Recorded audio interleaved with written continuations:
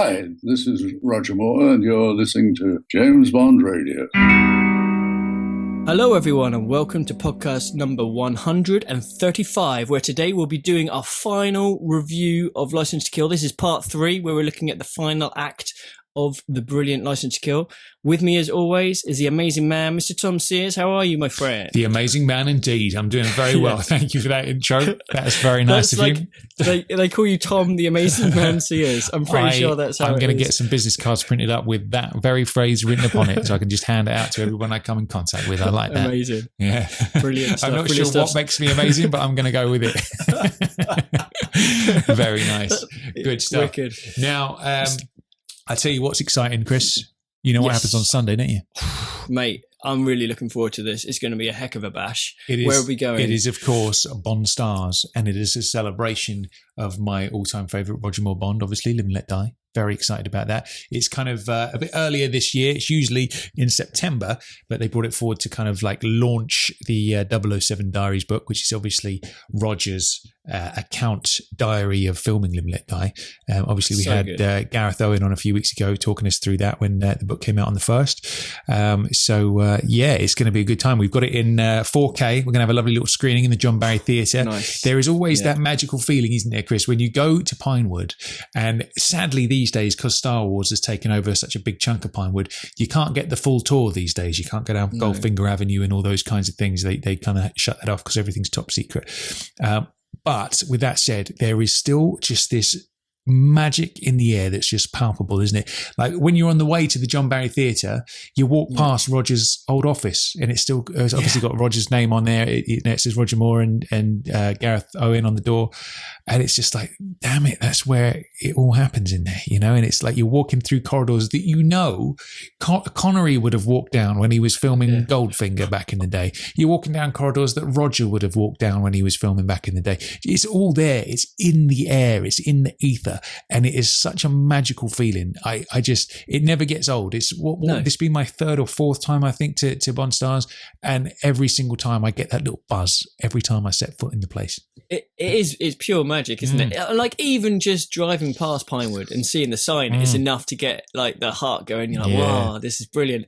And then if you get to sort of step inside and like even seeing like the 007 sort of sign on the studio on the that's immense. And obviously Sir Roger's got his own studio now, the Sir Roger Moore studio, whiwhich we'll have to go and have a little, I know obviously you won't be able to go inside, but we'll have a little look for that as well. And it just puts a smile on your face, doesn't it? And what I love about it is it's such a big place that almost it does feel a little bit sneaky when you're moving around. You know, there's a little bit that you can, what's just around here and stuff like that. Did you ever do this when you were at school, like back in the day when you were at school? If, for example, like once in a blue moon, the teacher would say, "Hey, can you deliver this message to Mr. Goggins down the road, down the hall?" And he'd be like, "Okay," and you'd take the envelope, and you'd be like the only kid out in the school hall at the time because everybody else is in their classes, and you've been sent on this little mission. Did you ever do that thing where you'd like peek around the edges and like sneak around a little bit and be spy-like? Mate, totally. I did that exactly every single time. It was like I was dropping off a microfilm back to MI6 or something. Just shove it under the door and like... Exactly. The problem is, though, with Pinewood is they put in the small print of the tickets, if you're found off the track of where you're meant to be, they immediately throw you out. So you can't really do a whole lot of sneaking around. That is a big no-no. We shouldn't really promote that sort of thing, should we, Tom? No, absolutely not. No. Chris will turn up in his turtleneck outfit. He's ready. He's ready for the sneaking. He doesn't care. He's going for it. I've got my brown leather holster ready to go. Lovely stuff. Cool. Right, so talk to me. What are we talking about today? Okay, so this is part 3 of our License to Kill review. This is obviously the last part of the film, which, I'm a big fan of the last part of License to Kill. The big action set piece with the tankers and all that is immense. So I can't wait to get to that. Obviously, there's quite a bit beforehand, which is really cool as well. But before we go to that, shall we have a listen to our listener trivia for this week? Absolutely, let's do it. Who have we got a trivia question from this time? So the trivia today is from Mr. Simon Drake. All right, let's do it. Hi guys, it's Simon from Brighton here. I have a trivia question for you. Trivia question. In what Connery adventure other than From Russia with Love does his explosive attaché case get referenced? Okay, nice one, Simon from Brighton. I used to live in Brighton myself for 7 years back in the day. So good to see a fellow local there. Nice. Good question. Oh, wonderful. When does Definitely a the good question, attaché case get referenced outside of From Russia with Love? Goodness me. All right. That's going to take... That's not an immediately obvious one for me. I don't know. How about you? Are you on the scent with that? There are a couple of things that pop in my head, but yeah, it'll be interesting. Let's have a look at it after we've done the episode and see what we can come up with. Very nice. Okay, thank you for that one, Mr. Drake. We will find out the answer to that later on in today's episode. So, without any further ado, it's time for a bit of License to Kill. And you know, I'm going straight for your heart. My audition for Cue the Music is now complete. Kerry's out of a job. Tommy's in there, front and centre. Totally. Love it. Totally, man. All right. Okay, so where were we when we left Bond last time? Well, I know that performance was amazing, but we do have to play the theme tune before we actually get into the film, of course. But I thought that was going to replace the theme tune. I know why you were week. put off, Chris. It was because that performance was so wonderful. There it is. I get it. So wonderful. Yeah. So let's do some theme tune, and we'll see you on the other side. Who are you? My name's Bond. James Bond. Bond. James. Bond, what do you think you're doing? Keeping the British hand up, sir. Welcome to James Bond Radio. News, reviews, and discussion of all things 007. Pussy. As you can see, I have no problem with female authority. Oh, pipe down 007. Do you expect me to talk? No, Mr. Bond, I expect you to die. So, remind me where we left Mr. Bond last week. Okay, so last time Bond had been basically caught by the Hong Kong narcotics lot. He was strapped to the table, had been beaten, his face looked all mangled, but then Heller turned up and with his tank and blew the place up. And then Sanchez sort of found Bond tied to the table, and obviously that was the last time we saw him. Absolutely.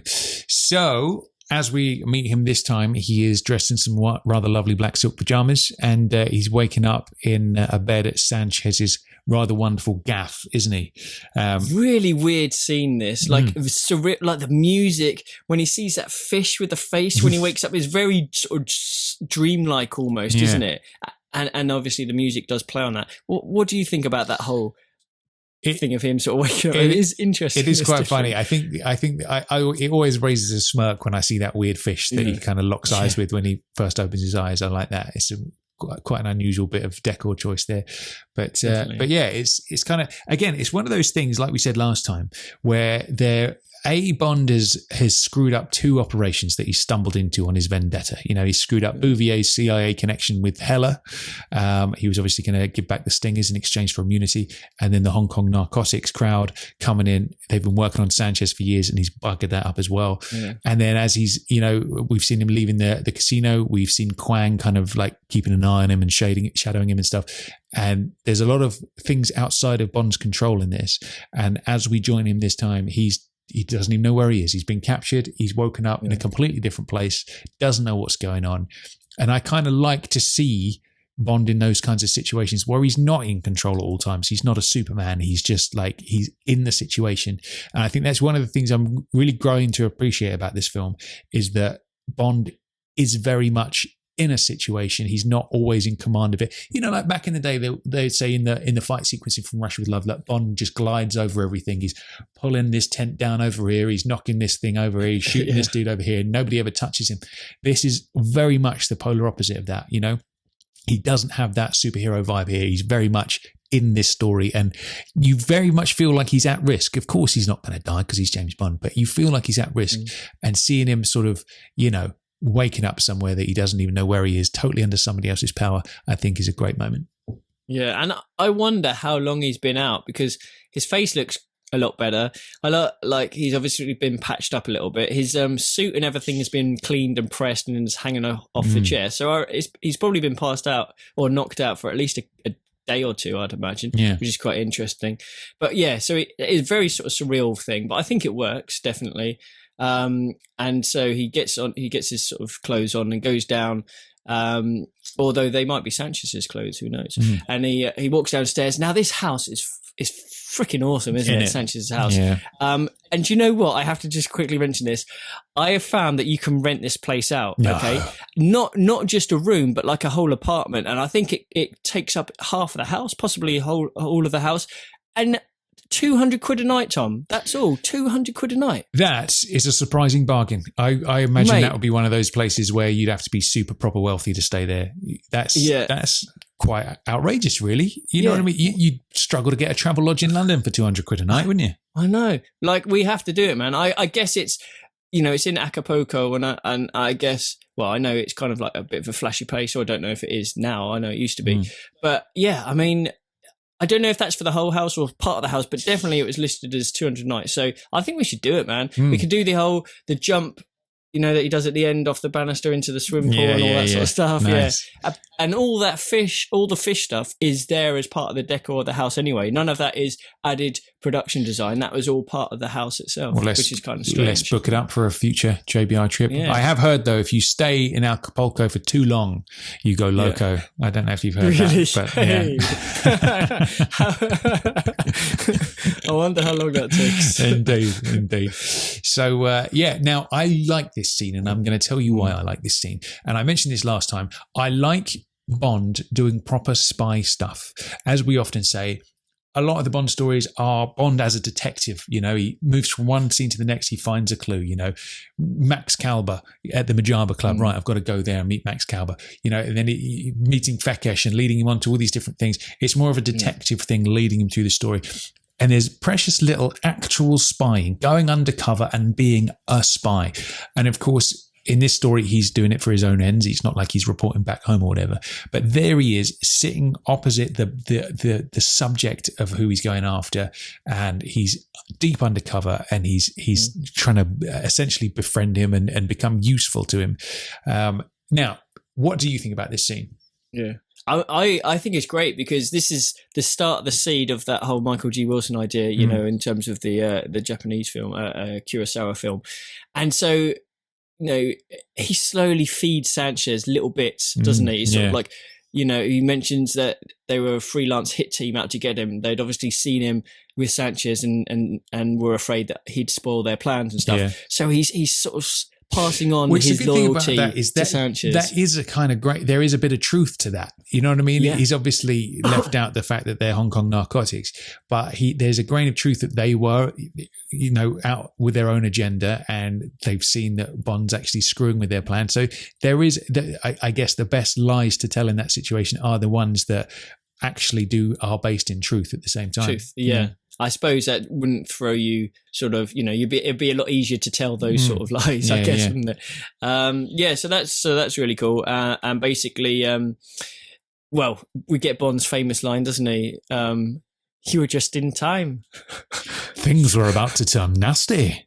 Yeah. Which is obviously a good one. So basically he gets Sanchez's loyalty, and I think the best thing is when he admits that he used to work as a British agent for the British government, that's actually true, because his license to kill has been revoked, and he's a rogue agent now, and that story is actually true, even though we know he's going to go back to work for King and Country at the end of the day. But that's great, because obviously Hella looks him up as well, and he's like, after the scene, he's like, you never guess who this guy is, and he's like, used to work for the British government because I know things, and that's such a genius way of just hugging the truth whilst just spinning it in such a way that it works for his goals. And I love Sanchez's response when he says it. You'll never guess who this guy is. And he sort of takes a moment, has a little sip, because he knows he's got the answer ready to go. British agent. How do you know that? And it's just a great little bit. Yeah. And obviously, Bond, prior to that, sort of mentions that all of the information he found out was that the hit team were going to be paid a lot of money by someone arriving at Isthmus tonight, because obviously he knows that Crest is due to arrive in Isthmus. So again, he's feeding Sanchez a little bit that he's obviously going to use later on, which is brilliant. And then obviously he tells Lupin to show him the easy way up. I love that sort of escalator thing that they go on, and Sanchez then tells Hella he's going to need a dozen reliable men for the boat. So the seed is planted. He's suspicious now. He knows Crest has to be involved somehow. So that's great. You know, Bond's done his job, and that works really well. So we get to the part where Bond starts packing his stuff. And obviously he has to get out of there. Sanchez has said, no, stay, my hospitality, but obviously Bond needs to get out of there. So they do that little trick where Lupi comes back down on the escalator and the guard is there, and she sort of drops her bag and then puts her foot over it while Bond sort of legs it down to the little speedboat job, which I think is quite cool because it plays on her ditziness, but she's actually doing it for, in a good way type thing. Using it to advantage. I do like that. Yeah, just the way I like the way that you sort of see her waving back to the dude, and then the camera pans around and he just sort of pops up to breathe and stuff. That was another one of the deleted scenes, actually. There was a short little segment that shows her dropping Bond off on a little random beach.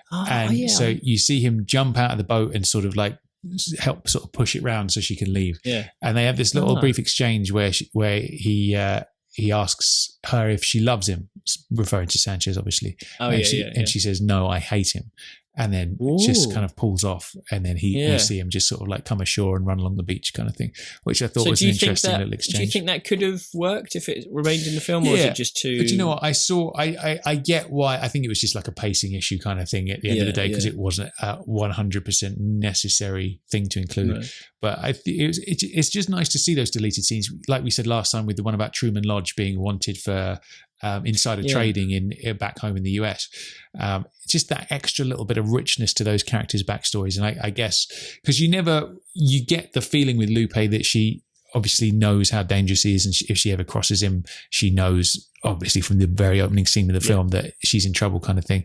But you never really get in black and white terms how she really feels about him. But she obviously there it is in black and white that she's just terrified basically, and just trying to keep her head above water, I guess, and get through life without ending up dead somewhere. Yeah, I'll tell you what, her boyfriend at the start, whoever he was a brave so-and-so if he knew who her husband was, sort of thing. If they are married, that is.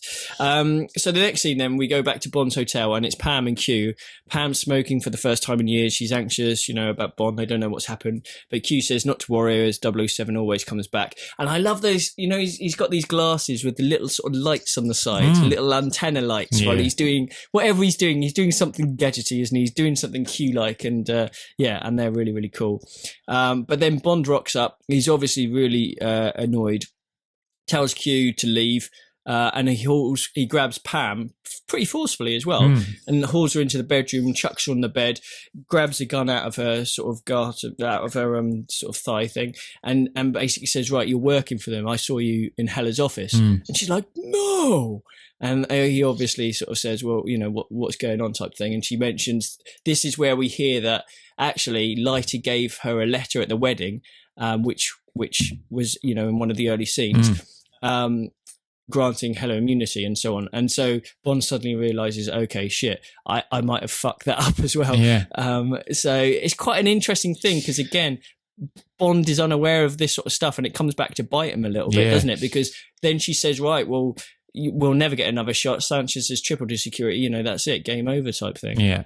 There's an interesting thing. There's a lot of little callbacks to earlier on in the film, isn't it? Because obviously the scene where Bond meets Pam at the very beginning in Felix's office, that's obviously she's folding up an envelope, I think, isn't she, and putting it in a bag as she walks away.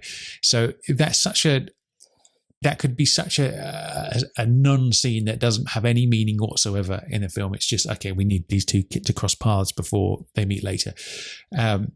But there it is. It's directly referenced. It was, going back to that scene, that's exactly when Felix gave that letter for Hella. We had no idea who Hella even was at that point in the story. Right. And here we are later on down the line. But obviously that thing about knowing about the deal with Hella and the Stingers helps Bond out later when he's on the conveyor belt about to be mangled. He throws it out to Sanchez. He's doing that. He's doing the whole "Do you expect me to talk?" kind of sort of thing. Operation Grand Slam. Yeah, exactly. It's the same thing. That's the last you'll see of Hella and your Stingers. Sends Sanchez off on one and just buys him that extra bit of time to kind of, well, doesn't. He's still fucked basically. It's good old Pam that comes to save him, but it kind of just delays things enough to give her time to get there, I guess. Yeah, definitely. Just gives him that little bit, doesn't it? Yeah. But obviously once Pam has sort of mentioned that to him, Bond realises, okay, there's more at stake. he can't sort of send everyone away. He needs their help, sort of thing. So he tells Pam to meet him at the harbour master's office, and tells Q to fetch the rolls. And I love Q's response. He's just like, "Yes, sir," and he just is so happy about it, isn't he? He's like, imagine, "Yes, I'm back in the game." You can imagine good old Q, bless him. He spends all his time in the lab. And he hears all the adventures of all the agents in the field all day long, and this is one time to shine and have a bit of excitement himself. I can imagine him getting excited about that. I do like that. Oh, totally, yeah. And then so Bond then goes to the Banco de Isthmus and the sleazy guy is like all smiles, and he's like, right, I want to make a withdrawal, and then obviously he gets all the money out, and then the next time Bond, Pam and Q, so they're in that little harbour master's sort of pilot boat, aren't they? And it's sort of nearby to the Wave Crest. They know it's there. They know Crest is on board, but they obviously have to get on board and try and stash that money. So they've got all the money. It's in some sort of watertight sort of. There's like a rope bag around a watertight bag, I suppose, with a big bit of rope. And you see Bond dive in, which is quite funny. Is he wearing jeans at this point, or? I think it might be the only time we ever see him in jeans. Is that true? Do you know what? I'd have to double check, but he's in like a dark blue sort of outfit, or maybe isn't he? That's right. Yeah, he's got, because the Wave Crest, they've all got the polo shirts, haven't they? The blue polo shirts. I think it's something like that. It's quite cool. So he sort of dives in, doesn't he? And he goes to that underwater hatch, very Disco Volante-esque. Yeah. And Pam. So Pam at that point, that's right. So she goes on board the Wave Crest to sort of park it, so to speak, and just basically rams on the accelerator, doesn't she? Absolutely. Which is a really cool scene, because Sanchez has obviously just rocked up.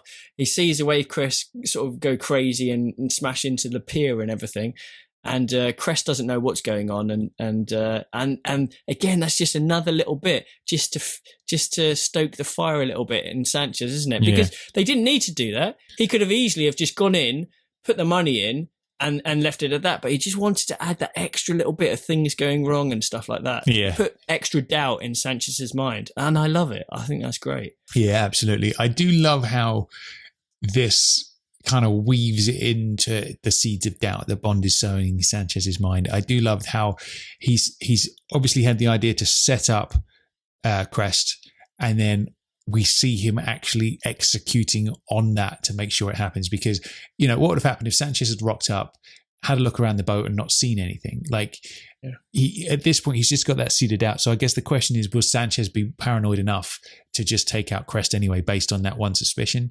But then obviously seeing the money in the sort of air, whatever you would call that, pressure machine, pressure chamber, is seals the deal kind of thing. But definitely. I do like Sanchez's rage during that scene, because it's been built up from the beginning of the film. Loyalty is the most important thing to him, and that sort of moment when Crest is like, it's not my money, and he's like, damn right, it's not your money, and like proper freaks out on him and like boots him in there and stuff. Now I remember that death scene used to terrify me when I was a kid, and obviously the special effects look funny these days, don't they? When his head balloons up, it's a bit like Kananga, isn't it? But that used to terrify me as a kid, and I'd have to close my eyes during that because I thought it was too scary. Yeah, well, that's right. It was a 15, I guess, back then. But that whole build-up is quite cool as well, because Pam sort of makes it down to that little underwater entrance where Bond is, and she's wearing that nice little nothing that she's almost wearing, which is rather, I approve. I do approve of that as well, actually. He's very, very enjoyable. Yes. I thought you might do. And like, she tells Bond that, she got the job done. They get the money, they shove it in the chamber, and then they're just about to go when Perez and Braun rock up.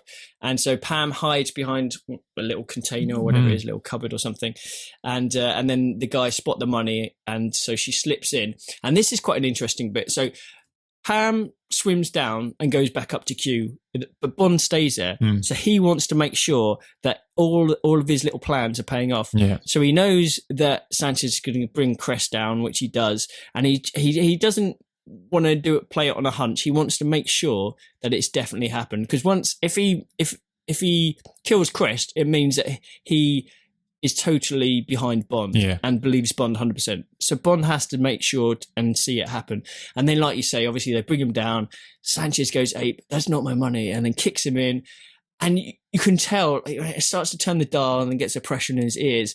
And then when he gets the whole axe and hits the pipe and everything, it is a gruesome scene. But then you've got that brilliant line at the end as well. Patron, what should we do about the money, Patron? And he's like, launder it. Yeah. And it's such a cool response, isn't it? Yeah. I love it. Yeah, that is cool. That is such a brutal way to go, isn't it? Like that, just standing there. And one of the things, you remember I was saying in, I think it was the first part of this review where obviously Felix is being fed to the sharks. And then Sanchez just stands there watching. And then obviously when Kilifer goes into the sharks and how deadly Bond's stare is when he just stares at him totally emotionless. Like this time when you look at Sanchez's face when he's watching him through the little porthole of the pressure chamber, like that's just pure vengeance in the man's face, man. It's quite it's quite a dark moment, that one.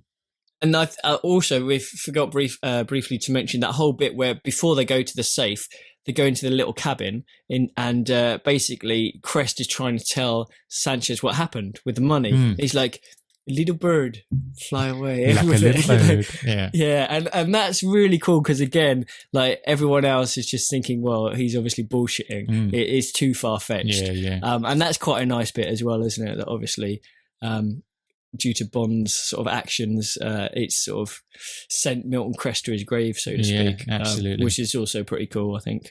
Yeah, but he was a nasty bastard. He's not the most likable character anyway, so you know, it's good to be rid of Milton. Absolutely. They did remind me of a couple of different Bond films, actually. Obviously, you mentioned the Live and Let Die one. There was also that. It's also got a bit of a View to a Kill feel, like when they do dump that Russian guy into the impeller. It's got that sort of feel to it, I think, hasn't it? Yeah, it's very much so. It's definitely, it has a bit of that flavour in it for sure. Absolutely, it's got that. You know, it's what was it? 85 for View to a Kill, 89 for License to Kill. So it's kind of, you know, and they've both got Kill in the title, Chris. So there you go. There's another. There we go. There's another one. But I tell you what, we should mention as well is obviously the Wave Crest is is actually a direct Fleming ism. So basically the Wave Crest is from the Hildebrand Rarity short story. And so I've just got this little description of it up here from that. So it says, and the character of Milton Crest as well. So do you know what? I'm not sure about Milton Crest. I don't think. Oh no, he is. Let me read it, and we'll talk about it. So in Fleming's short story, The Hildebrand Rarity, the Wave Crest is described as a real ship built to cruise the world and not just the Florida Keys. It was, however, not beautiful. Bond notes that the breadth of beam and cluttered superstructure stunted her lines. So not lovely lines like good old Naomi's boat. Yeah. Weighing nearly 200 tons and at 100 feet long, the ship is luxurious by the standards of the 1950s, air-conditioned throughout and containing wall-to-wall carpeting and inch deep. Its millionaire owner, Milton Crest, even possessed a big transistor gramophone on gimbals so the waves wouldn't jerk the needle. How about that? That's really cool, isn't it? So let's have a look at Milton Crest in the book. So here we go. So Bond is on assignment in the Seychelles Islands through Fidel Barbie, his influential and well-connected local contact. He meets an uncouth American millionaire named Milton Crest, owner of the Crest Hotels Group and the Crest Foundation, who challenges the two to aid him in the search for a rare fish, the Hildebrand Rarity. Bond, Barbie, Crest and his English wife Elizabeth set off aboard his ship, the Wave Crest, in search of the fish. During the journey, Bond learns that Milton verbally and physically abuses everyone around him, especially his wife, whom he punishes with the use of a stingray tail he dubs the Corrector. Hang about. Ah, there we go. Crest finds the Hildebrand Rarity. And so, I feel like that's the influence for the whipping scene at the beginning, don't you? Definitely. Crest finds the Hildebrand Rarity and kills it, along with many other fish, by pouring poison into the water. After finding and killing the Hildebrand Rarity, they set sail for port. Along the way, Crest gets very drunk, insults Bond and Barbie, and tells his wife he will beat her again with a stingray tail. Later that night, Bond hears Crest choking. Investigating, Bond finds that Crest has been murdered, apparently by having the rare fish stuffed down his throat. So as not to be entangled in a murder investigation, Bond throws Crest overboard and cleans up the scene of the crime, making it look as though Crest fell overboard after one of the ropes holding his hammock broke. Bond suspects both Barbie and Mrs. Crest, but is unsure which is responsible. However, when Mrs. Crest invites Bond to sail with her to Mombasa, his next destination aboard the Wave Crest, he accepts her invitation with reservations. So that little spiel there is courtesy of jamesbond.wikia.com. So check that site out. That's really cool, isn't it? So yeah, so it's like we were saying before, this film is a hodgepodge of different Fleming bits and pieces, isn't it? Stuck together. And I don't mean that in any way, shape or form as a negative thing. They've done it in a very, very clever way. And it's great. If you don't have a complete Fleming story to make a Bond film out of, let's take some individual scenes and weave them together. And I think they've expertly done it. It must be said. So definitely, I like seeing the glimpses from Fleming of what ends up on screen. He does sound more or less like the Milton Crest we get on screen, and there's a little flavour of what bled through to Sanchez there with the whipping and stuff. So yeah, nice. I like that. Yeah, me too. Definitely nice little bit of research there. So basically, after that scene, then Bond tells Q and Pam again that he wants to work alone and sends him away, and he basically gets in the boat and says he'll see them in Miami, which is a favourite place of his, I guess, with Goldfinger, and he tells Bianca at the start of Octopussy he'll see her in Miami, so he obviously likes that sort of thing. But I suppose that's where you connect. That's the nearest major airport to the Bahamas and Jamaica, and I guess all those kind of Caribbean islands. So I guess that would be a place that Bond would pass through reasonably often. Yeah. Makes sense, doesn't it? And then the next scene is back at Sanchez's house. So he returns. Oh, this is pretty cool. Yeah. So Sanchez returns. He goes into Bond's room, turns on the light, and Bond kind of pretends to wake up, doesn't he? He's sort of, oh, what's going on? Sanchez gives him a load of money. Bond's like, what's this for? It's like, the information you gave me paid off. And basically, obviously, he knows at Crest that he got Crest and everything. And there's that wicked little exchange where Bond's like, only one. And Sanchez like, what do you mean? And he's like, I just didn't think anyone would be stupid enough to take you on their own. I love that. And it's so good, isn't it? It's just like explaining exactly what Bond is doing, and at the same time Sanchez hasn't got a clue, but it's just really, really is a great line. That I do love that. That's such a cool thing to say when you are the man who is taking him on by himself and just massaging the dude's ego, and sow more seeds of doubt at the same time, obviously. Definitely. Cool. So obviously Sanchez at that point tells him that he wants to take him somewhere tomorrow, and it's a surprise. Obviously, he's taking him to the labs. And what I like about this is obviously after the moment Sanchez leaves, Bond jumps out of bed. He's still got his trousers on, so he's. I feel like he's skin of the teethed it there. He probably just made it back just in time. I wish we could have seen that, because I feel like that would have been a lovely moment of tension of Bond like scrambling back to the house and Sanchez on his way back in and just making it in time. That would have been a cool little bit of extra tension to throw in there. But there we go. And obviously Lupe pops in and says hello, and a lot of people say that the romance between Bond and Madeleine Inspector was a little bit, it was a bit too short and quick to truly be in love. Now, how do you feel about Lupe? Because she loves James so much, and do you think that was crocodile tears that she was shedding there, or do you think she's proper in love with James? I think it's meant to be that she is, because it plays on it at the end of the film a little bit as well, but then she's quick to go with someone else. So I think that's probably a weak part of her character, actually, which is a bit of a shame. Yeah. Because Bond clearly has not got anywhere near that strong feelings for her. So he's happy to have a bit of fun, but he's definitely not sort of anything more than that. So I think it's probably just a little bit of weakness of character, unfortunately. Yeah. But so she comes in and obviously says exactly what Sanchez says. They're going to show him somewhere tomorrow, and so Bond initially doesn't want anything to do with it, does he?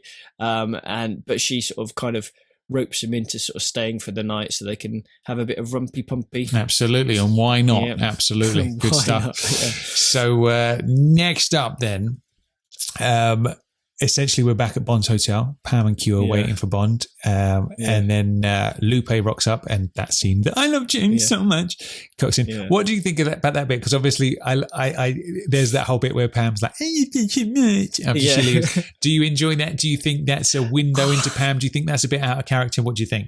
Again, for me, maybe it's a little bit damaging to how good a character we've seen so far, because it's a little bit petty, isn't it? It's a little bit teenage sort of type reaction, isn't it? I mean, Q's response is brilliant. So Q, what does he say? Something like, agents in the field have to use every means at their disposal. I appreciate you there. He's looking out for his mate there. He's I like that. Yeah. And then she goes, bullshit. Yeah. She's not happy with it. But yeah, I love Q's got Bond's back. I mean, that's a good, Q is a good wingman in that respect, isn't he? Absolutely. Perfect description. Yeah. Yeah. But yeah, so the whole Pam reaction is it's probably a bit much. I don't know. I mean, alternatively, what else would she have done? Because she's obviously got feelings for Bond, Pam hasn't she? Yeah.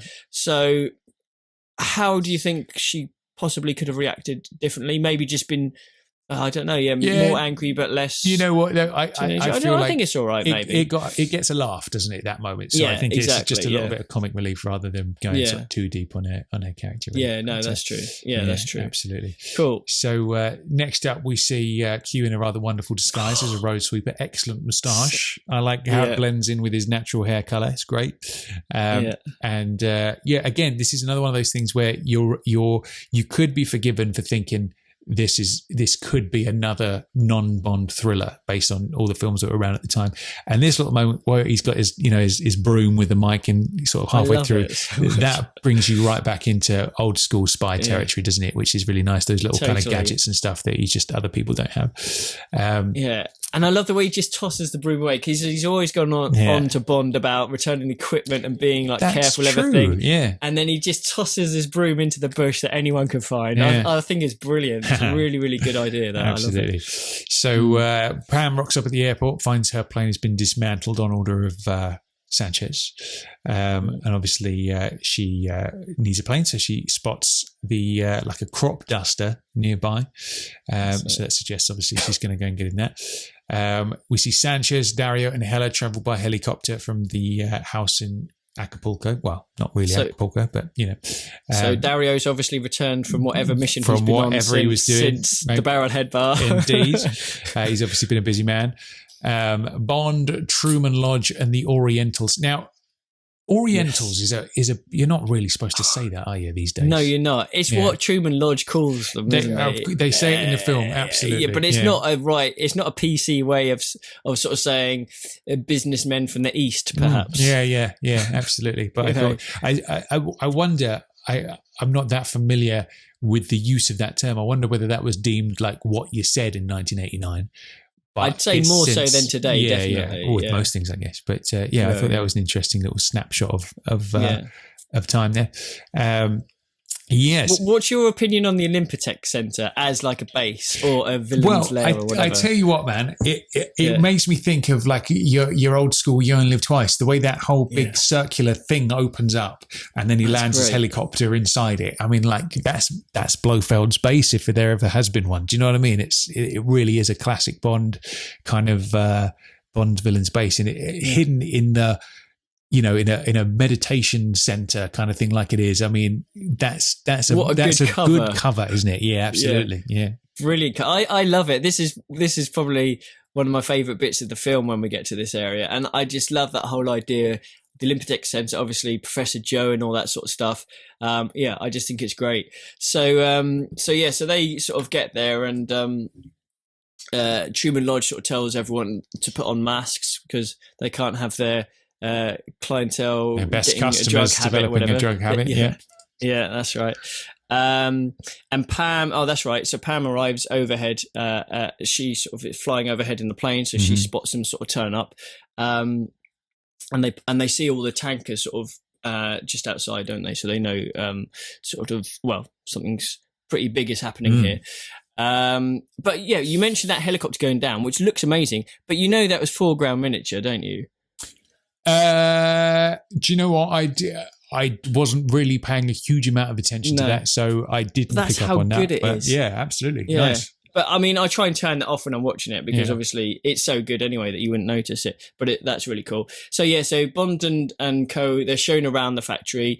They see that conveyor belt and those deadly sort of spinning discs, the mincers sort of thing or whatever they are. This, and again that's going to come into play at some point. Yeah. But then when they get when they get sort of next to the conveyor belt, you see Sanchez and you see Dario's there, and basically they all walk past, and Bond sort of, again, he's like way taller than any of them, and Dario's like, oh, who's the new guy?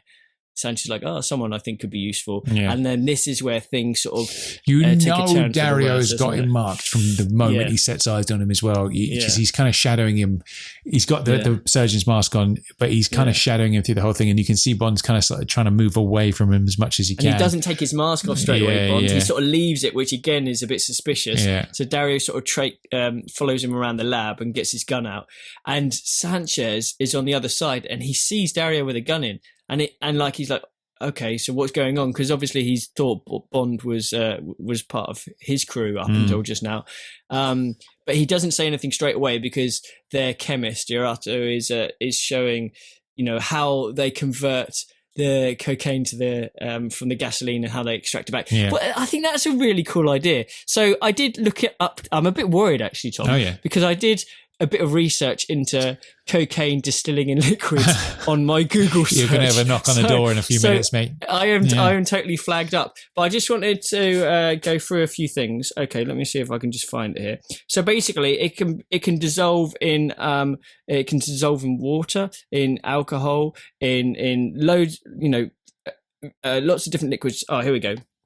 So water, wine, vodka, rum, pisco, which is South American brandy, cachaça or something, which is a Brazilian spirit, and ethanol, and could be reverted back to its original form by evaporation. Apparently, pure alcohol is the best option. Otherwise, that when you evaporate, you'll be left with impurities.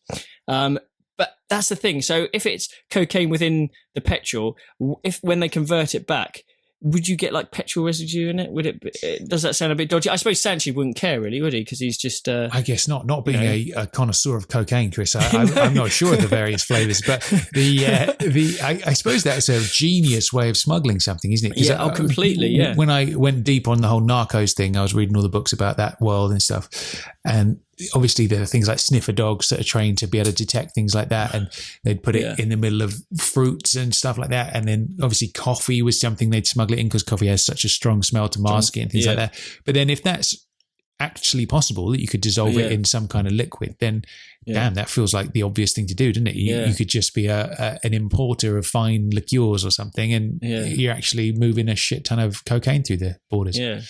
When should we start up? Well, mate, let's book our trip to Acapulco first. Let's get our £200 a night jobby going on, and we can scope it out from there. We'll go from there. Yeah. Okay, sounds good.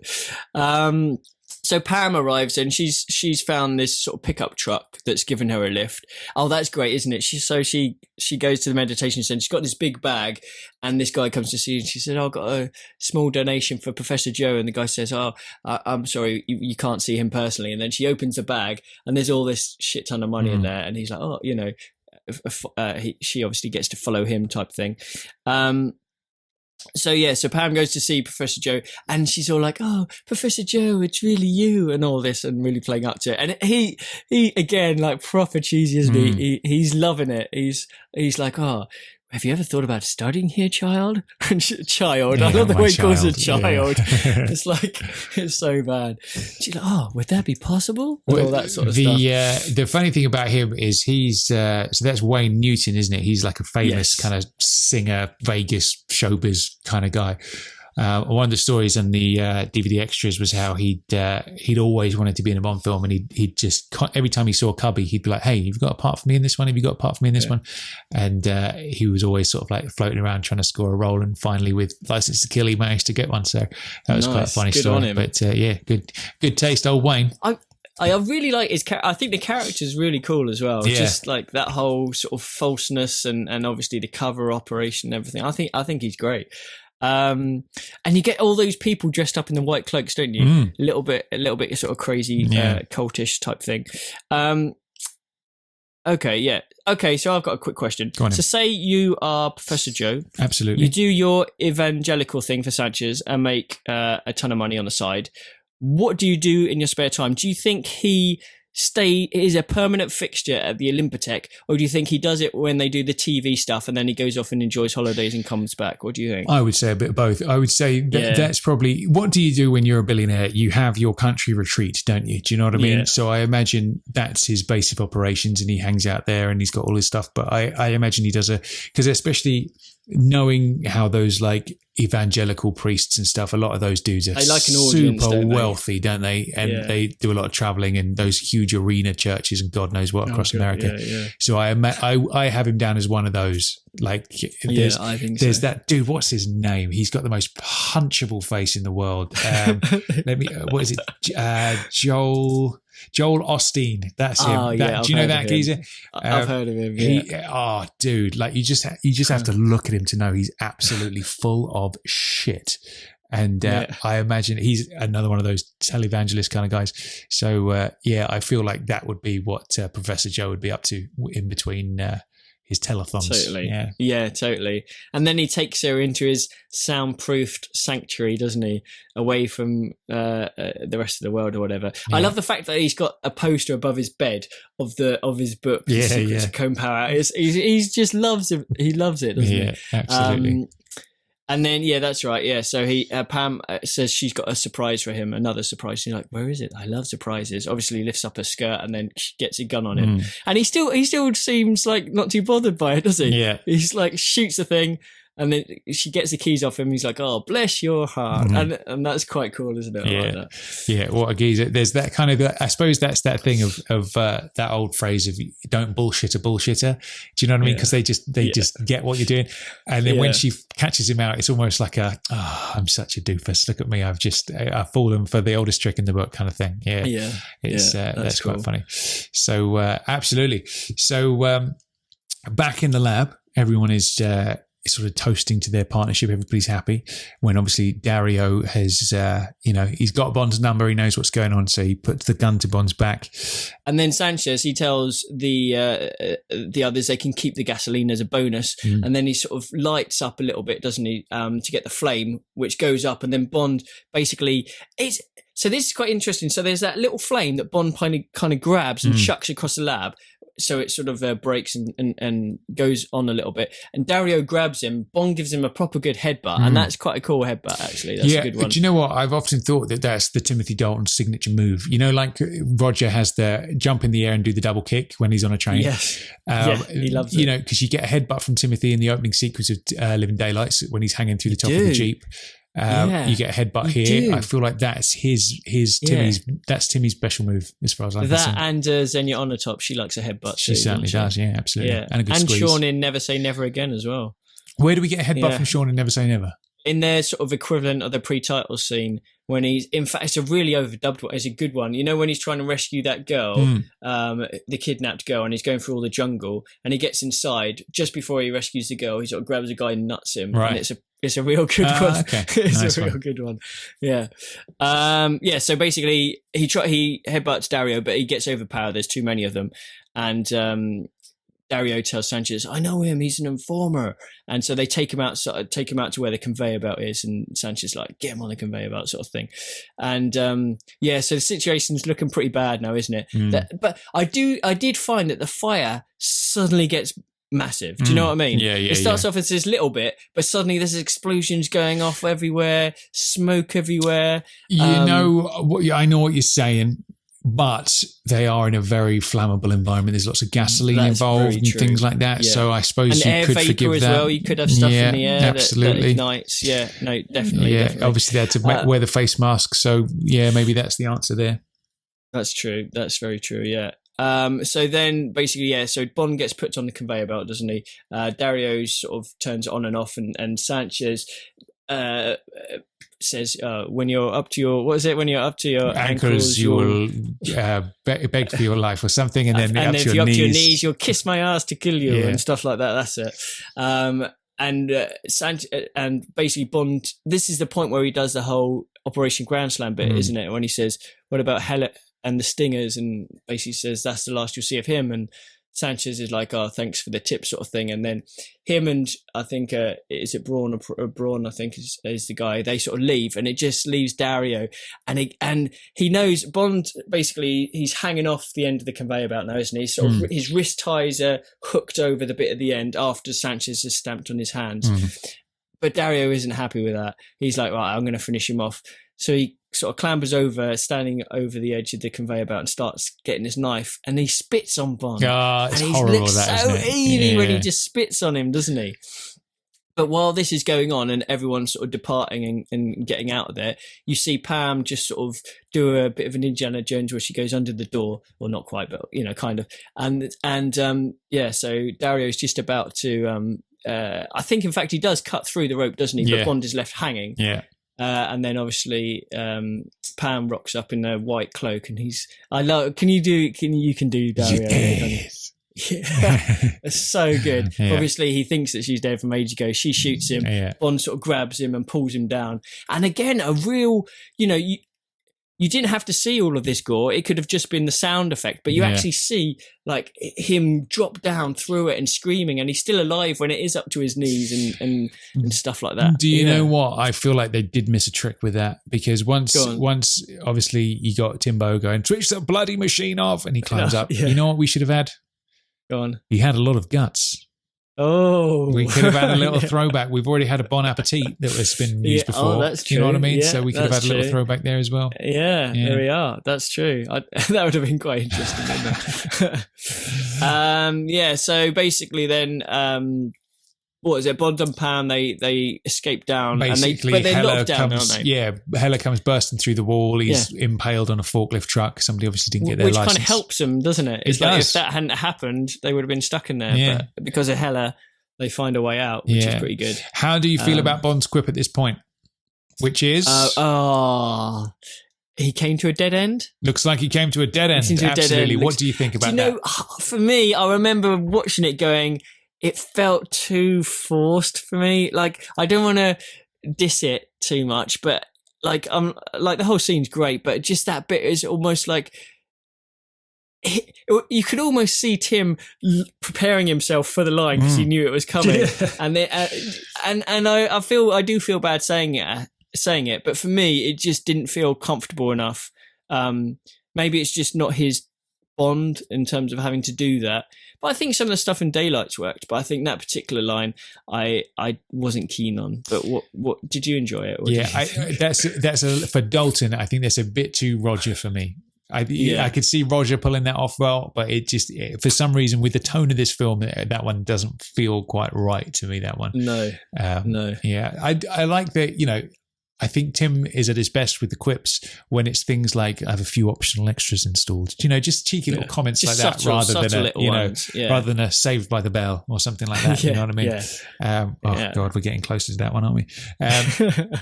So after that point, obviously Sanchez and everybody bugger off in the trucks. Pam finds a golf buggy. Now I feel like we've missed out on a For Your Eyes Only style chase there, didn't we? We could have had that, or even the equivalent of the tuk down the stairs or stuff like that. We could have had a bit of that. But I do love as they motor past Professor Joe doing a runner with the money, and he's one of those. He's one of those sort of villains that's actually quite likable, isn't he? Because when she steals the bag, and he's just like, she's got me again. Bless your heart. I love that dude. He's funny. He's great. Yeah, no, totally. He's definitely as a villain, he's definitely likable. But now this basically sets off this whole next massive action scene with a tanker chase, which is probably one of my favorite bits of the whole film. It's just epic, isn't it? It really is. Yeah. So basically Bond and Pam, they make it to the crop duster plane, and as the Olympotech is obviously going up in flames, and they go after the tanker trucks, and you get that wicked stunt where Bond is basically hanging off the plane, and he drops from the plane onto the roof of the truck. That's pretty ballsy, isn't it? That's a ballsy move. That is good stuff. Particularly when I think is Sanchez in the car behind them, and obviously he's trying to fire at him and stuff like that with his Uzi. Uzis I feel like were most popular during this time. There's something about the Uzi in the 80s. I remember with watching, I think it was called Cocaine Cowboys, a documentary, but I did go deep on the Narcos thing, man. I went really deep on it for a while. And the Uzi was like the most popular weapon amongst drug dealers in the 80s. So I feel like there's an Uzi in every action film in the 80s. It's got to be. So that was obviously its peak, but an appropriate choice for Sanchez then, I guess. Definitely. But obviously you've got a Roger-like nod with the bullets. Talk to me about that. I love it. I think it's fantastic. So basically, Bond is on top of the truck. Sanchez in the car is driving alongside him, and Bond, I think the truck brakes or something like that, but he's basically hanging on just behind the cabin and the truck, isn't he? And Sanchez sees him, gets his Uzi, starts firing. But you hear the Bond theme within the ricocheting bullets off the metal. Yeah. I think that's genius. I think that is genius because it's so subtle that if you didn't know it was there, I mean, that's great because only, once you know it's there or once you recognize it, you're like, fuck me, that's so good. That is a nice little subtle one. If you're going to throw in a little Easter egg like that, that's the way to do it, I think. Like, for example, the other end of the spectrum is obviously Octopussy when VJ plays the Bond theme on the flute and stuff. And that's a bit, it works for Roger. I don't mind that, though.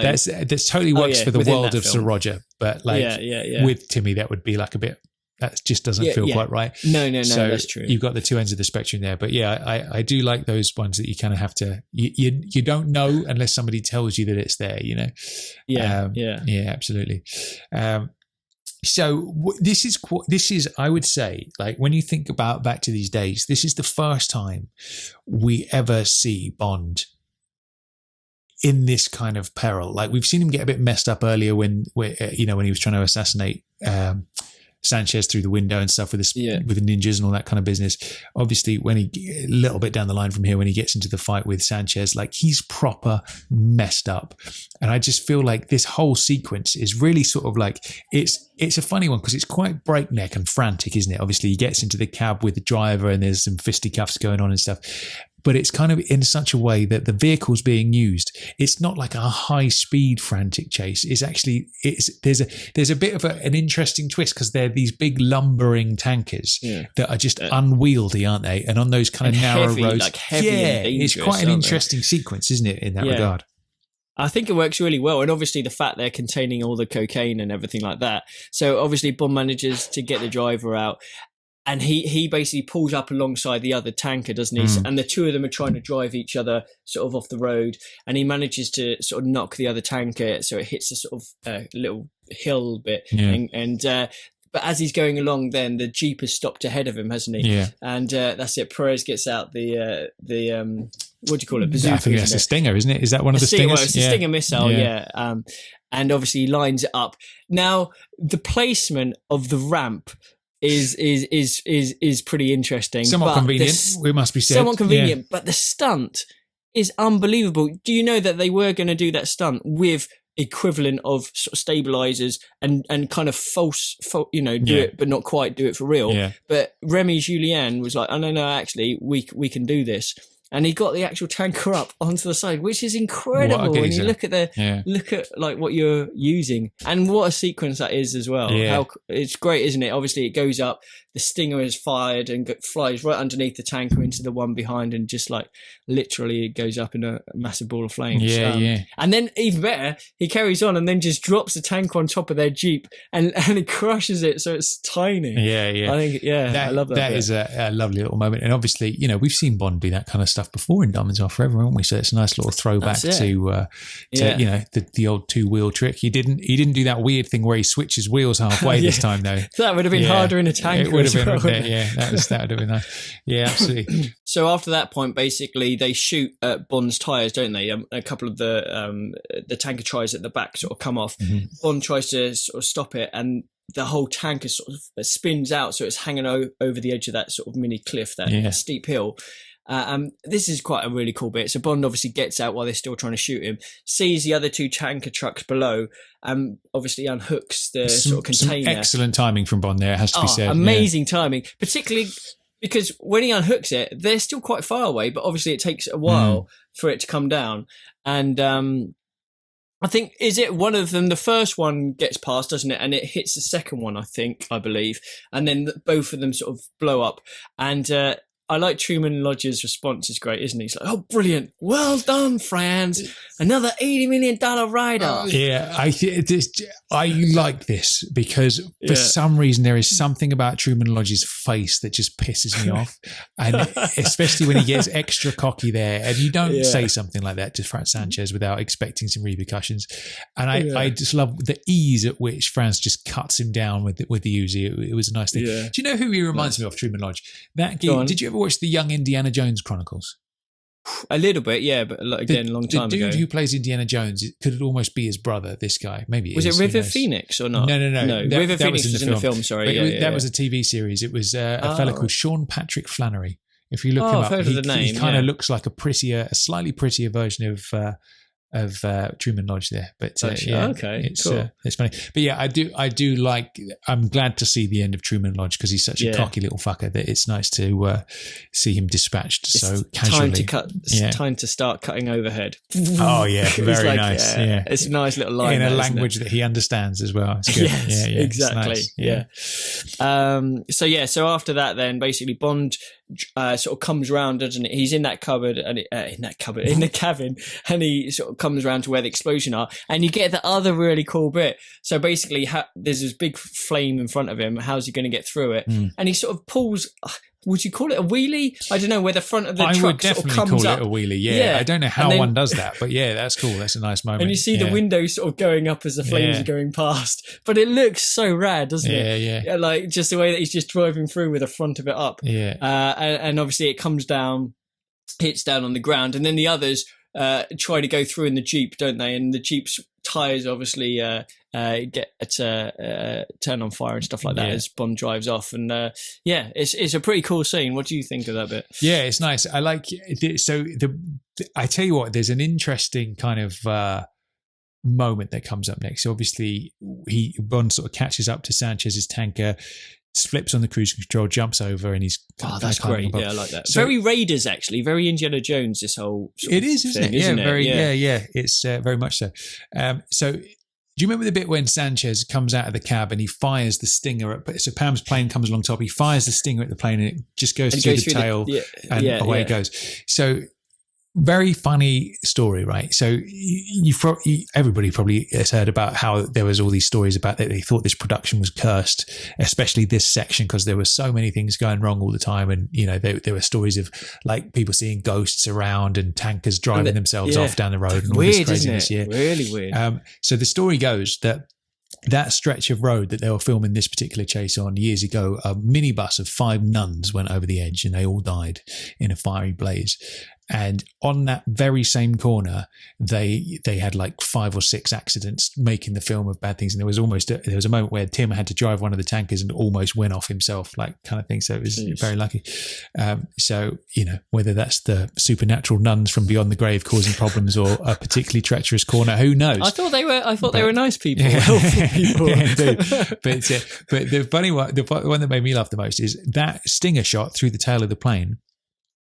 Completely unrelated to the production of the film, there is a maintenance man up a telephone pole 2.5 miles away doing some random maintenance, and that Stinger missile hit him on the fucking elbow, like just randomly. Like, what a shot that was. Now, I don't know whether it was exactly the one from the film that we see, or whether it was like a test shot or something, or one of the clips, but I'm choosing to believe it is the one that Sanchez fires there. It just, this poor dude 2.5 miles away, completely minding his own business. Can you imagine being at that pole and just this Stinger missile comes out in the middle of nowhere and just twats you across the face? So I've got a question for you, Tom. Yeah. Because, basically us Bond fans, we want to have, the ultimate goal is to be in a bit of Bond history, isn't it? To get your face in a Bond film or be related some way. If you could be that maintenance man who got shot by Sanchez's Stinger missile, would you take that as, as long as obviously no injuries were caused? Yeah, I would take the shot, and you could be on the phone to Cubby saying, "Listen, man, you can sort me out a little bit here, surely." And I'm sure Cubby, being the man he was, he'd give him a few credits. He would have done. Yeah, absolutely. Definitely. But, get to keep the stinger or something. Yeah, that did make me laugh. But so we've got quite a brutal fight here. This is the final showdown. I like the fact that Sanchez has got a machete. I think that makes him look even more terrifying and deadly. And what a horrible sort of blunt instrument that is to take somebody out with.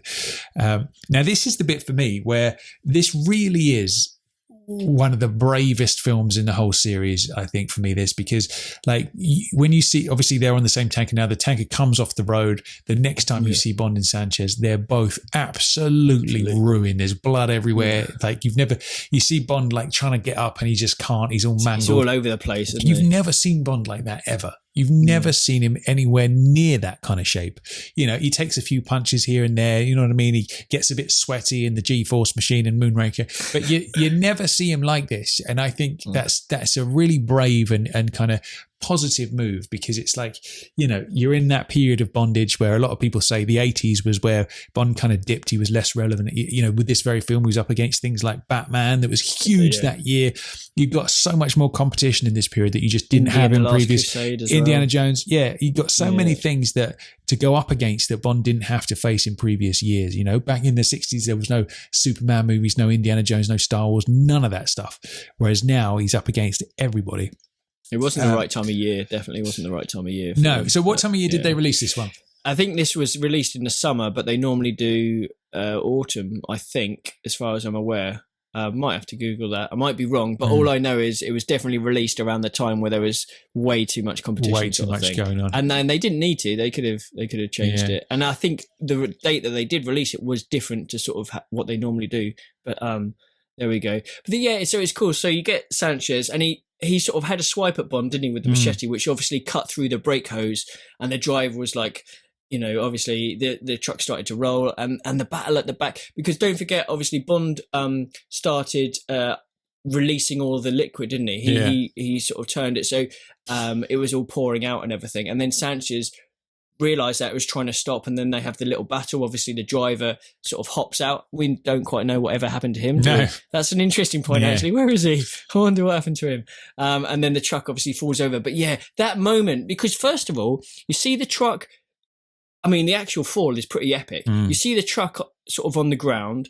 You see Sanchez, and he's out of it, man. Yeah. He's flat out, and you think, fuck, Sanchez is dead, or at least like he's gone, sort of thing. Yeah. And you see Bond, and Bond looks bad, but at least he's moving. So you think, well, Bond's obviously in a better state than Sanchez, and you see him cool. But it's that moment where the blade, the edge of the machete just goes into his face, next to his, and you're like, whoa. And you get the brilliant bit of music as well that coincides with it. Yeah. And you're like, okay, shit, Bond is fucked here. Yeah. And it is great because, like you said, you've never quite seen Bond in that situation before, have you? Yeah, absolutely. This is, I think, pre-Daniel is the most brutal moment we've ever seen in terms of how Bond is, you know. But I do love this showdown, man. Both of them are completely pushed to their limits. Bond's like messed up against the rock. He's about to twat him with the machete. It's about to be all over. Don't you want to know why? And of course you would want to know why. Like, this dude's come out of nowhere. Why has he got a vendetta against him? Shows him the lighter. And it's one of those absolute justice moments, isn't it? It's like getting Odd Job with his own hat, getting Jaws by the teeth. It's like, you know, there it is. This is the whole reason I've come for you, and this is my vengeance. And what a way to dispatch him as well. Being burned alive must be one of the most horrible ways to go, which means ultimately I'm glad he missed him with the sniper rifle, because now he knows why he's been killed, and B, it's in the most painful way possible. So Della and Felix are truly avenged. I like it. And in a way, because he's covered in the cocaine gasoline, that's almost his sort of thing, isn't it? Yeah. As a drug dealer. So he's covered in part of his, you know, what's related to his organization or his motives and stuff. Obviously, you've got the lighter, Della and Felix. And I think it's perfect. I think it's brilliant. He's been hoist, is what he's been. Yes, exactly. He totally has. And the way that he sort of screams and rolls around and then obviously falls down beside the tanker, and Bond just tries and legs it as fast as he can, and obviously then you get that humongous explosion, don't you? Like a real massive explosion. And then, do you know what? I really love the next bit where Bond is sort of breathing. He's against a rock, and he's just like he's sort of relieved, but he's still shattered. And you get that lovely little bit of the music cue there. I just really like that bit. Before you hear honk honk and Pam turns off in the cabin and stuff. But all of that bit, all the tanker chase and how it ends, I'm a huge fan of that. I think it's fantastic. Absolutely. Good old Paul Weston, obviously doubling for Sanchez there with that. What a stunt. He told the story of that in his interview, didn't he, with that you did with him. So that's if you haven't listened to that episode, I can't remember which episode number it was now, let me look it up quickly, but you went to Paul's... Basically his air had run out. So I think he only had 2 or 3 minutes of air, or maybe even only 90 seconds of air. But when he went outside, someone hadn't set up the camera right. So obviously hair's going out while they're having to sort stuff out. Yeah. Then they've got to set him alight. Then he's got to get into position. Then they've got to roll the cameras. Yeah. And by the time that's all happened, time is running out, and it gets to that point and he goes to take a breath of air and there's nothing there. Yeah. And you've got flames all over you. You're being scorched anyway. Yeah. And but fair play to him, man. Fair play indeed. What a brave old geezer. Yeah, that was episode 130 of James Bond Radio, The Stunts of Bond with Paul Weston and Jay Richardson. So you'll hear that story from the horse's mouth if you go and listen to that one. Absolutely. So there we have it. So we cut to what I know is your favourite scene in the whole film. Which is very briefly. I'll just quickly say. So Bond gets into the cabin with Pam. He doesn't even give her a kiss. I thought he'd give her a little smooch. Well, to be fair, he's covered in blood, sweat, and shit, isn't he? So that is true. It's probably more for her benefit there, isn't it? Really, actually, in that case, I'll forgive that. So so this next scene then. So we're at this sort of actually, there's 2 scenes. So the first thing is we see Felix. He's in. It looks like a hospital or some sort of. He's being cared for, isn't he? He's in the bed. If License to Kill had finished with Bond and Pam going away in the truck, I'd have been happy. I'd say, right, amazing, really, really good ending, really strong, particularly second half of the film. But it's the fact that he's so chirpy. He's like, "Oh, James, how you doing, buddy? Yeah. I tell you what, let's go fishing." His wife has been raped and murdered. Yeah. He's lost his leg below the knee. It's just, I can't. This is where. They were really brave to do a lot of things in this film, but this, unfortunately, is where they weren't brave, and they should have ended it on a more somber note in terms of Felix. Well, definitely, yeah, it's the typical happy ending, isn't it? I mean, if you go to the previous film and it's Bond watching Cara at the at her concert and stuff, and the whistly keychain and all that kind of business, you get the feel good happy ending, and I feel like on some level in Bond. You need the happy ending. Do you know what I mean? When you go back to the early days, well, obviously that's the only one. But like when you go back but it didn't need to be. When you go back to the early days, where you got Connery in a dinghy with a beautiful woman, and that's how it ends. Do you know what I mean? It's one of those where I think ultimately I feel like with the darkness of this whole film, I feel like you did need an uplifting ending, but it is not the way to do it with Felix, because Felix at that point should be an absolute broken human being. He's lost his leg in the book. Obviously, he lost his hand as well, like the lower part of his arm.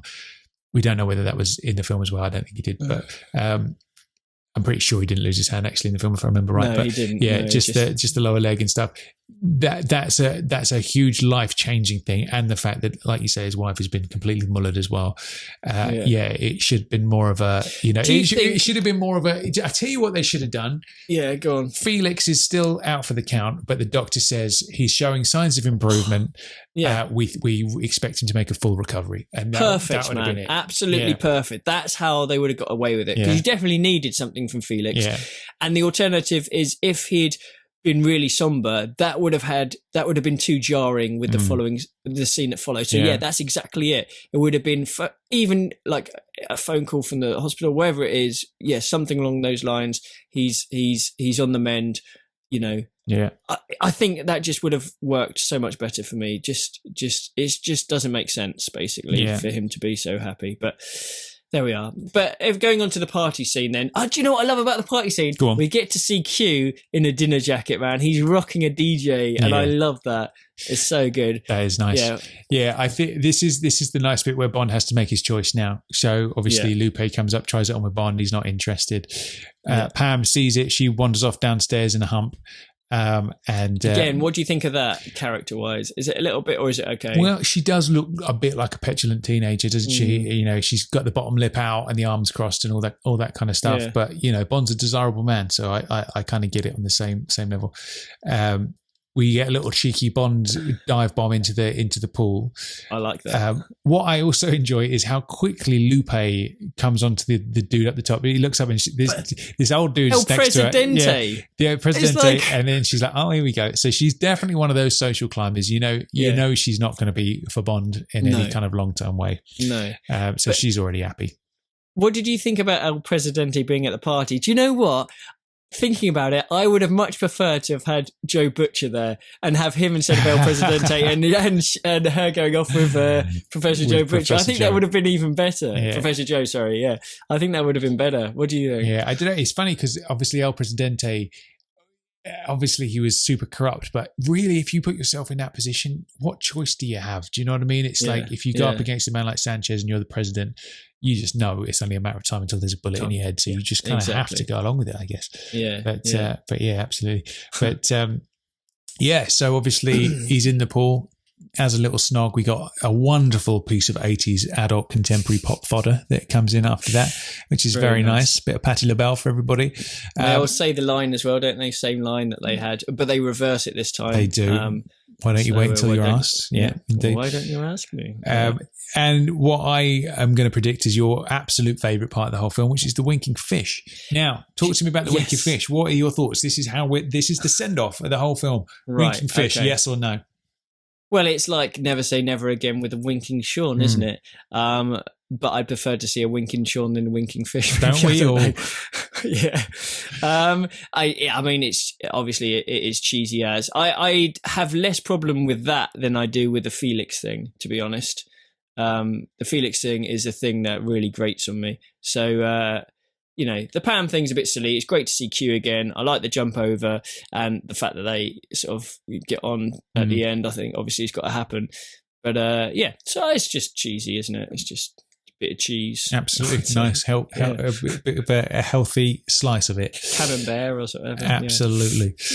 So there we have it. There's License to Kill in a nutshell, Chris. Now, give me your overall thoughts. Now we've gone through it bit by bit. Right. How do you feel about the LTK, Bond 16? You know what? Particularly in this sort of third part and a bit in the second as well, there are certain things which I've really kind of appreciated. That whole thing about Bond not quite being in control, about screwing up certain things, I think is actually a good thing, because you don't want to see him as a Superman being able to do everything the whole time. Obviously sometimes you do, but not in every film. And I think this is a good antidote to that. I think Timmy, he obviously the revenge thing he plays really well, the eyes and everything. Definitely a shame about the costume, the wardrobe in this film. I think the soundtrack is great. I think it's underrated. I really like the soundtrack. I think Dalton's interpretation is the kind of Bond he wanted it to be. Obviously, he talked a lot about the Fleming Bond, and I think it suited him quite well. Overall, I still find it tricky to rank it. I think I still prefer The Living Daylights, just because that is more of a Bond film to me. Yeah. But I think the second half of License to Kill, minus the very end, is really solid stuff. From the moment he gets to Isthmus and sort of takes down Sanchez from within, that whole loyalty thing, and how he stitches up Milton Crest and everything along those lines. I love it. I think it's a great idea. So what about you? What are you thinking? I tell you what my kind of new conclusion is with this film, right, is there is a lot of amazing stuff in there. Obviously, we've got a good amount of sort of original Fleming material that's been brought together to make a new story, and it's been done very well. I really like the film. I really like the kind of the I think it's a great story. I think we've got a great villain in there. Superb villain. It's the way things sort of call back and stuff, like we were saying about the letter to Hela is where we meet Pam Bouvier and stuff. There's a lot of things that just make sense. There's not a lot of that stuff that you just have to sort of be like, you just don't think about that because it's Bond. There's not a lot of that going on here, I really like it. I think where it misses the mark for me is just in the tone of it, the feel of it. It doesn't feel like a Bond film. It feels, if you put License to Kill and Living Daylights back to back, it's almost like it's made in a different time as far as I'm concerned. Do you know what I mean? They could have been 10 years apart or something.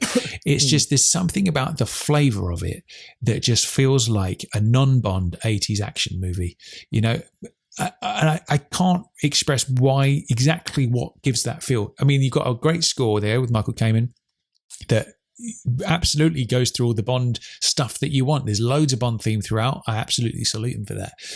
You get Q and the gadgets and stuff, but there's just something about the look and feel of it that doesn't quite feel Bond, So I think the fact that the first third or whatever is very Americanized DEA, all that sort of stuff. We haven't seen that before, and because it's so far away from your your London meeting with M and all that sort of stuff, it does. I think that plays a big factor in it, doesn't it?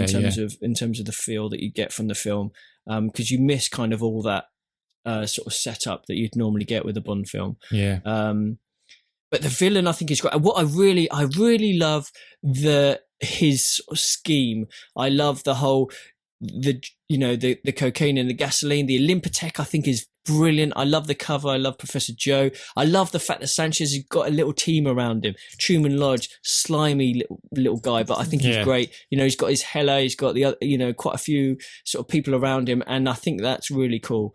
I tell you what, man, I feel like Dario is like an unsung henchman, man, because he's so nasty. He doesn't have a thing. I guess that's why he's a bit unsung. He doesn't have a bowler hat or whatever, but he's such a nasty looking bastard that he's just, oh God, just the thought of his face and that sneer that he's got, it's just, it's horrible.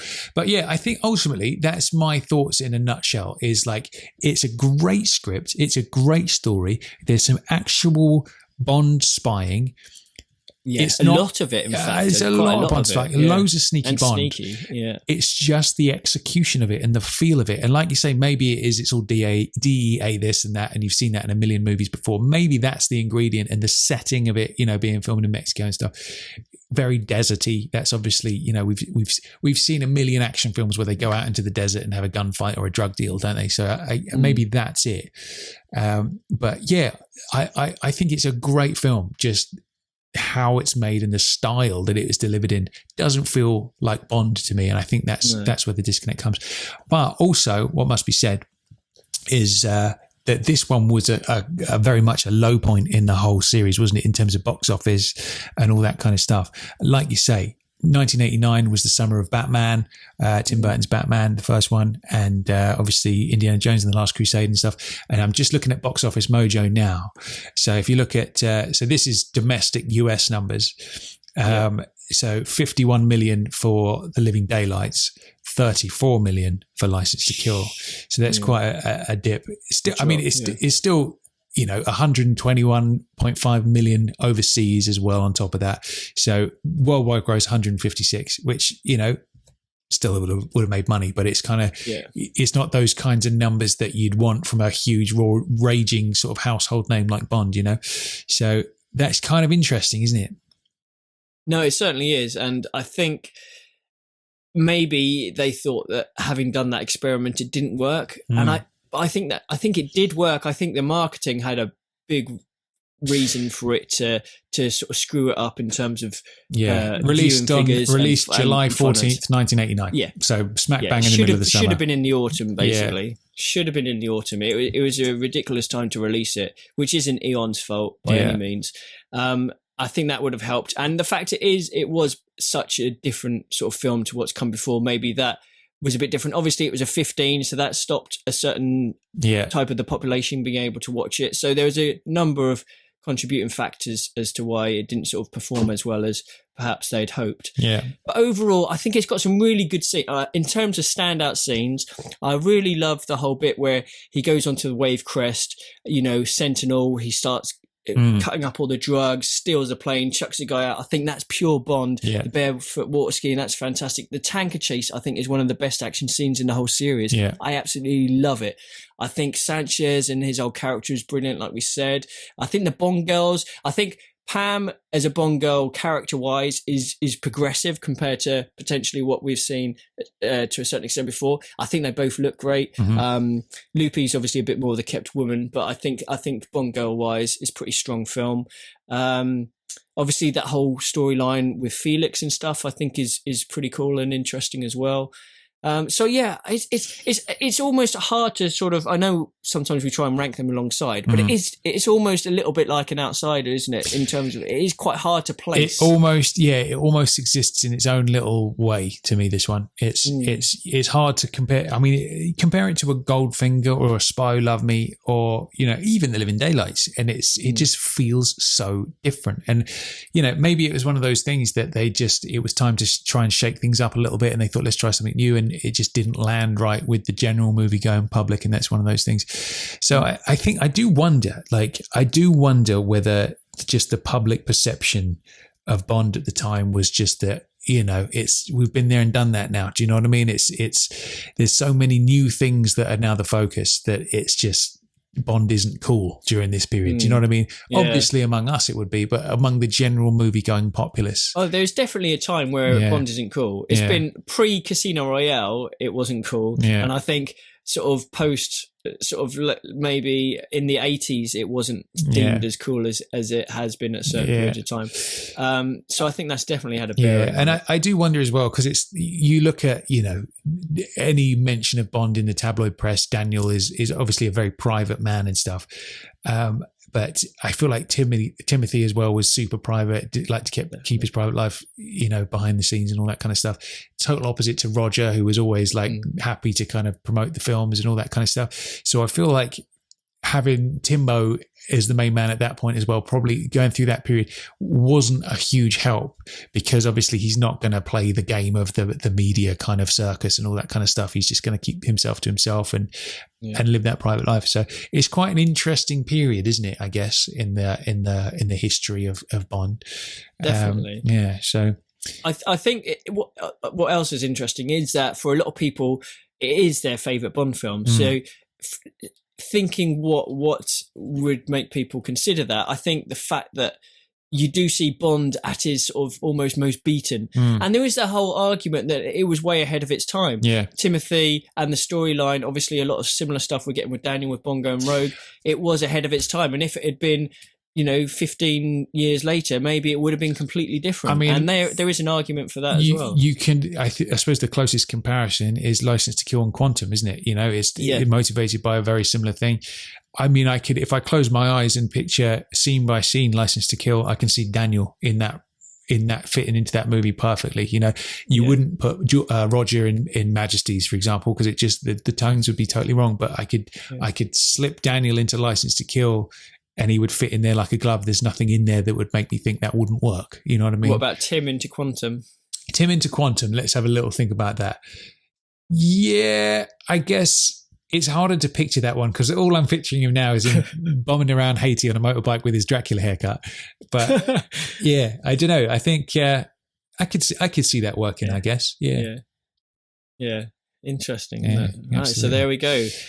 So, License to Kill. Overall thoughts in the bag. I think it is a thumbs up, definitely for a lot of reasons. I view it as a bit of an oddity, I think, because the feel is so different. I think actually what Bond does in the film and the storyline definitely gets a double thumbs up for me. I want to see more of Bond being a spy. I want to see more Bond in deep cover, actually doing spy stuff rather than just following a trail of clues, you know? It's just, I think ultimately, like I said just now, like I think ultimately the style of the filmmaking on this one just doesn't feel like Bond to me. It feels like something else.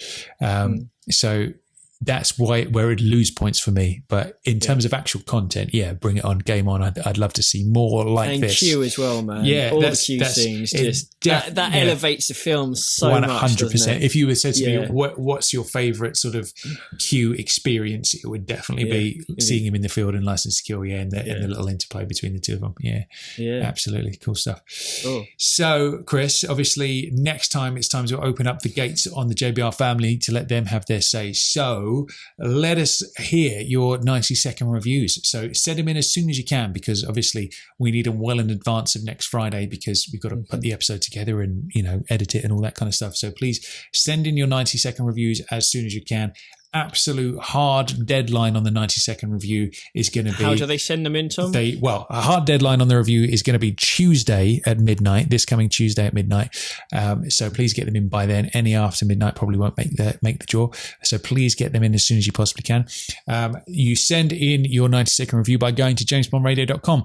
Over on the right-hand side of the page, you will see a little floating button that says leave a voicemail. So You click on that bad boy and follow the instructions. It's as simple as that. So you can leave the voicemail message via your computer, laptop, or even on your phone. You can press the redo button if you screw it up, and so you can have as many takes as you want to get it right before you send it through, so you don't have to worry about getting it right first time. But and I would also like to call out anybody who hasn't previously sent in a 90-second review. Let's get some fresh blood. We want to hear from all the regulars, of course. Like, send in your thoughts. We do like that. But we want some fresh blood as well. So if you haven't never sent in a 90-second review before and you've got something to say about License to Kill, good, bad, in the middle, an interesting thought, whatever it is License to Kill related, we want to hear it. I think it's going to be a lot of passionate responses. Those that do respond with this one and give their say. I think people are going to be pretty passionate. I think the majority, I think there's going to be quite a lot of love for this film. But I think it's going to be quite emotive in terms of the response we get. I think. Yeah, absolutely, cool stuff. Pretty cool. All right then, cool. So I think if you remember at the beginning of today's episode, Chris, we had a listener trivia question from Mr. Simon Drake. So shall we have a little reminder of what that was? Yeah, let's have a listen to Simon. Hi guys, it's Simon from Brighton here with the answer to the trivia question. So the question was, in what Connery adventure, other than From Russia with Love, does his explosive attache case get referenced? And that's the following Connery adventure, Goldfinger, when Bond wakes up on Goldfinger's jet after being drugged, and he asks if any of his luggage survives. His suitcase is passed to him, and he asks about his attache case and is told, the black attache case was damaged when examined. So I like to think that one of Goldfinger's goons tried to open the case without turning the knobs and got exploded for their troubles. A great film, a classic, and a follow-up classic to From Russia with Love. Keep up the good work. Look forward to hearing the next podcast soon. Thanks. So there we have it. You pinned the tail on the donkey there, Chris. Yeah, I do like his, the whole thing that obviously one of Goldfinger's goons must have tried to examine it and the cartridge exploded in their face. That's a cool little bit. I didn't sort of think of that before, but yeah, that's that nice. More or less would have happened, wouldn't it? Yeah, absolutely. Yeah, it must have done. Yeah, definitely. Cool stuff. So you know what it's time for now, don't you, Chris? It's time for the Guess the Quote round. Bon, James Bond. Absolutely. It's time for the Guess the Quote round. This is where one of us provides a quote and everybody at home has to try and guess who it is. So I've got a quote for you, Chris. Are you ready for it? Ooh, yes, please. Lay it on me. Funnily enough, you just performed the quote there in your response. Oh, did I? My quote of the week is, ooh. Okay. I'm going to do it for you one more time. Okay. Ooh. Nice. All right. Man, I like it. Okay, now, you've got to be eagle-eared to know where that eagle-eared. happens. You got to really use your ears to know, to even hear that quote in the film. So there's a little clue for you. Okay. But we'll obviously find out the answer to that next time. Now, do we Nice. have a listener quote this time? Yes. So we have a new listener quote this week, and the listener quote is from Mr. Bruno Dent. Splendid. Let's have a listen. Hello JBR, this is Bruno Dent from iMovie Makers, and I'm just calling in for a listener quote for the Guess the Quote round. So here it goes. What is it you propose? So I'm going to repeat that. What is it you propose? So I'll call in with the answer very soon, and I hope you get it. Good luck. Okay, I'm quietly confident on that one. That raised a smile listening to that. I'm pretty sharp on that one, I think. How about you? Okay. It definitely rings a bell, but you're looking pretty confident, so I'll have to lay it over to you for next time, I think. Beautiful stuff. Nice one. Good quote as well there. Nice. Right. Cheers, Bruno. Yeah, absolutely. If you obviously want to find out the answers to the two quotes this week, make sure you tune in next Friday. So again, just a little reminder before we finish, do send in your 90-second reviews as soon as you possibly can. Hard deadline of that is midnight on Tuesday. Any after that is going to... that's midnight London time, I should say. GMT. Any after that probably won't make the cut. So please get them in as quickly as you can. Remember, you can take multiple takes before you're happy, so you don't have to get it right first time round. And even if you don't have to script it, just let it flow. If you've got something to say, good, bad, in the middle somewhere, just something you want to say about License to Kill, let us have it, because it's always good to hear the JBR family's thoughts. Definitely. So just before we go then, should we listen to the music cue from last week and play that again for the listeners and then see if we can get that one right? Yes. Cool. Okay. Here is the music cue from last week.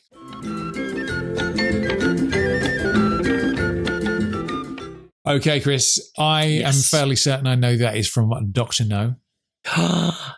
You would be right, Tom. Yes. Now, scenes. What potential scenes? I guess it's got to be the very opening, isn't it? With the three blind mice just before they're doing Strangways. Oh, see, I've got something different. Oh, have you?